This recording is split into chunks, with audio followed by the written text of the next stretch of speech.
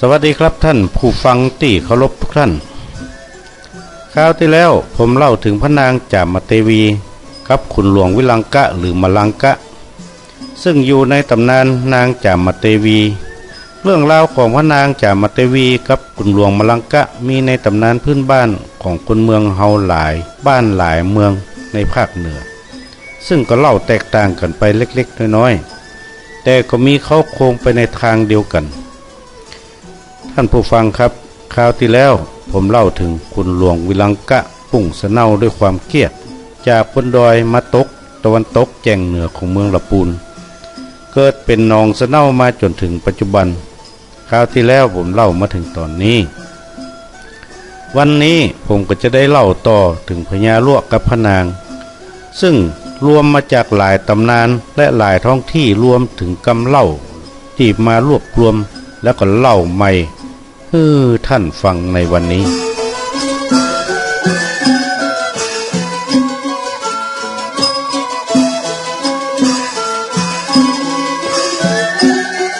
สะเนาซึ่งยาว15 วามาตกนอกเมืองละปูนพระนางจามเทวีจึงรู้ว่าพญาลวผู้นี้มีกำลังฤทธิ์มากนักยากที่จะเอาชนะได้นางจึงวางแผนบั่นทอนกำลังฤทธิ์ของพญาลวโดยการนำผ้าสิ้นชั้นในของตัวเองมาซักเหี่ยไม้เอี่ยมแล้วนำมาเย็บหมวกประดับด้วยคำและแก้วเหี่ยงดงามแล้วก็นำดอกไม้มาจุ่มยังฤดูของตัวเองเสียบประดับหมวกใบนั้นดอกไม้นั้นเขาเลยฮ้องว่าดอกจำมั่งหรือดอกเล็บมือนางที่มีสีขาวปนแดงมาจนถึงปัจจุบันนั่นเอง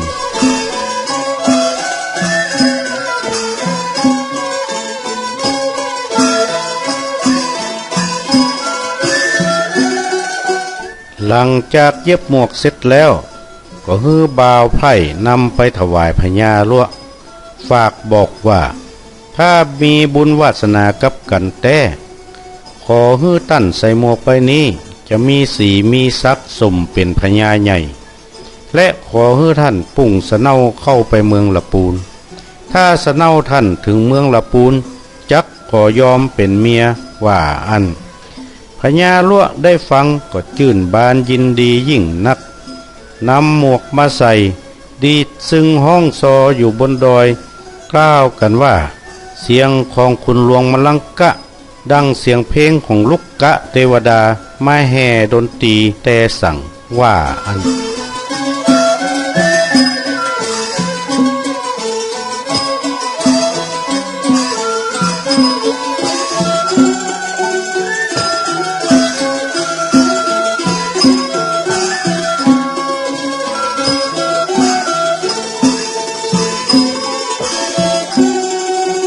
พอเมื่อเจ้ากินข้าวงายเสร็จแล้ว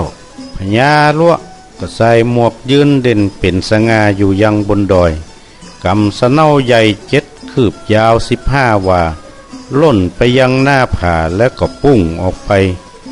กำลังฤทธิ์ก็หดหายสะเนาบ่ไปตามใจต้องการพุ่งตกบ่ข้ามดอยไปได้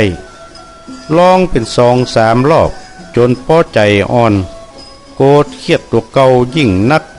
นั่งยอบหอบฮักอยู่กลางดอยตี้หัน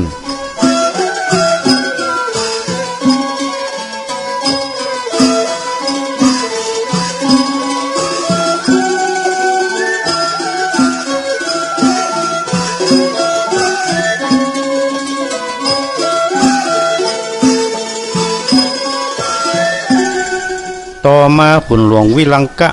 ก็มาระดมกำลังเจ้าลั่วได้80,000 กว่าคนยกกำลังเข้าล้อมเมืองละปูนพอมาถึงที่หนึ่งมูลั่วเขาก็เถียงกันลู่กันเป็นหัวหน้าหรือเป็นแม่ทัพเซ็งกันเสียงดังเดือดนั้นยิ่งนักที่หั่นเขาเลยฮ้องว่าหนองเส็งต่อมาเลยเพี้ยนมาเป็นหนองเส้งมาจนถึงปัจจุบันมูลั่วทั้งหลายก็ไข่หันเมืองละปูนก็ป้ากันขึ้นต้นยางใหญ่ที่หั่น ต้นยางใหญ่ต้นนั้นทานน้ำหนักบ่ไหวก็เนิ่งลงมาเขาเลยห้องตีหั่นว่ายางเนิ่งมาจนถึงปัจจุบัน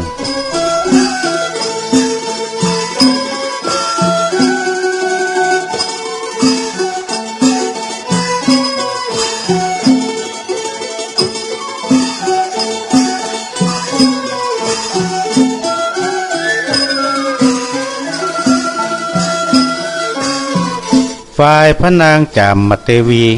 ก็เตรียมพลรบไว้ปันหนึ่งนำโดยจ้างเผือกผู้กำงาเขียวโดยมีเจ้ามหันตยศขี่คอจ้าง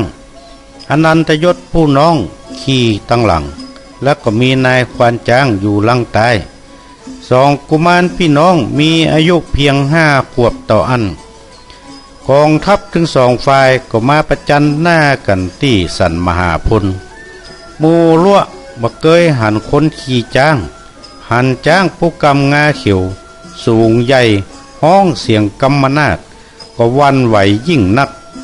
ยิ่งหันละอ่อนน้อย2 คนอยู่บนหลังจ้างผิวพรรณเปล่งรัศมีอย่างผู้มีบุญ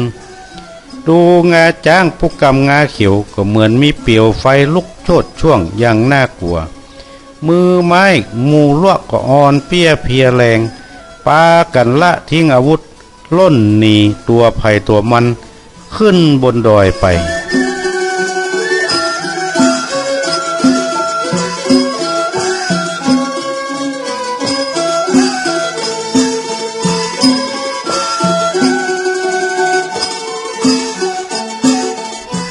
คุณหลวงมีลังกะเมื่อการศึกก็โศกเศร้าเสียใจ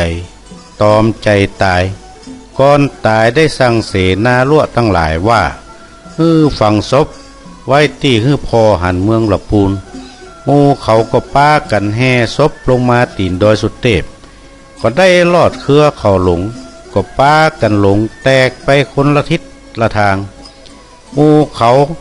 ก็ละเครื่องดนตรีหมู่นั้นไว้บนดอยต่างๆเขาเลยห้องดอยหมู่นั้นว่าดอยกองดอยกองดอยชิงดอยชาพ่องก็มีดอยน้อยๆหมู่นี้เลยอยู่บนดอยสุเทพมาจนถึงปัจจุบันส่วนศพของวิลังกะเมื่อมาถึงที่หนึ่งล่องก็เกิดคว่ำลงเขาเลยห้องที่หั่นว่าดอยคว่ำล่องซึ่งอยู่ในอำเภอแม่ริมมาจนถึงปัจจุบัน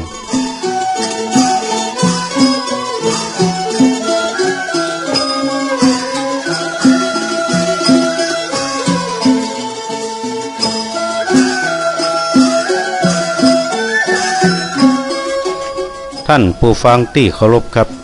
มีคนเล่าว่าถ้าคืนเดือนเพ็ญจะได้ยินเสียงดนตรีบรรเลงอยู่ในป่าเชื่อกันว่าเป็นดนตรีของคุณหลวงวิลังกะหรือมลังกะจะเท็จจริงอย่างใดบอกฮู้ใดผมได้เล่าเรื่องระหว่างนางจามเทวีกับคุณหลวงมลังกะมา2 ตอนก็จบลงแล้วครับก่อนจากกันในวันนี้ผมก็ขอฝากคำบักเก่าเอาไว้ว่ากันว่าจะมัดบ่ต้องมัดด้วยปอกำปากกำคอก็มัดกัดได้วันนี้ผมนานวาดก็วาดวางลงเต้าอี้เต้านี้แลสวัสดีครับ